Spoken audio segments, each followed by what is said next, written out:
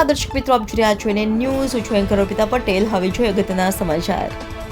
સમાજ અને ગ્રામજનોને એક પ્લેટફોર્મ પર લાવવા અને એક સમાજ અને ગ્રામજનો દ્વારા વિવિધ આયોજન કરાય છે. ત્યારે તુરખા ગામ દ્વારા રવિવારે સુરતના સાયન રોડ પરના હેપ્પી ગ્રાઉન્ડ પર TPL સિઝન 4 નું આયોજન કરાયું હતું, જેમાં તુરખા ગ્રામ સમાજ ઉપસ્થિત રહેવા પામ્યા હતા.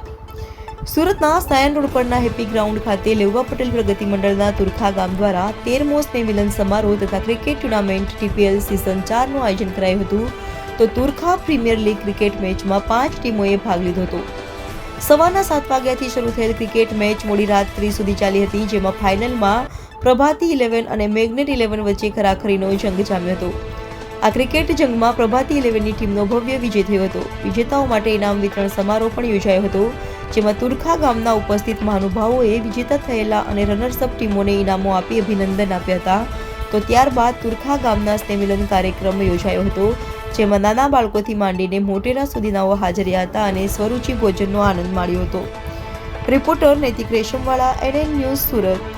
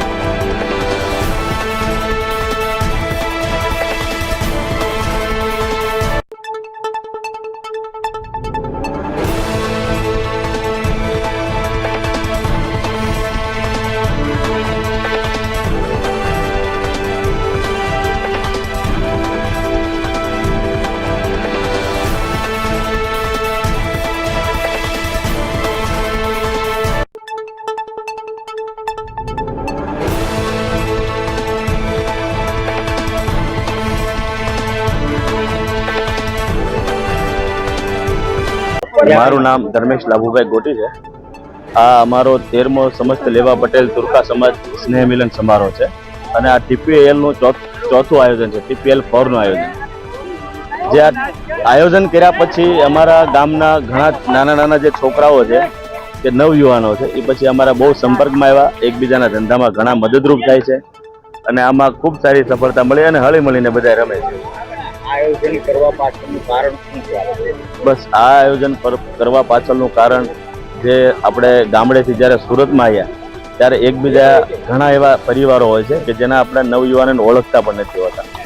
આ આયોજન કરવાથી ગામના નવયુવાનો બધા એકત્ર થયા, એકબીજાની ઓળખાણ થઈ. તેથી અમે આ વારંવાર આયોજનો કરીએ છીએ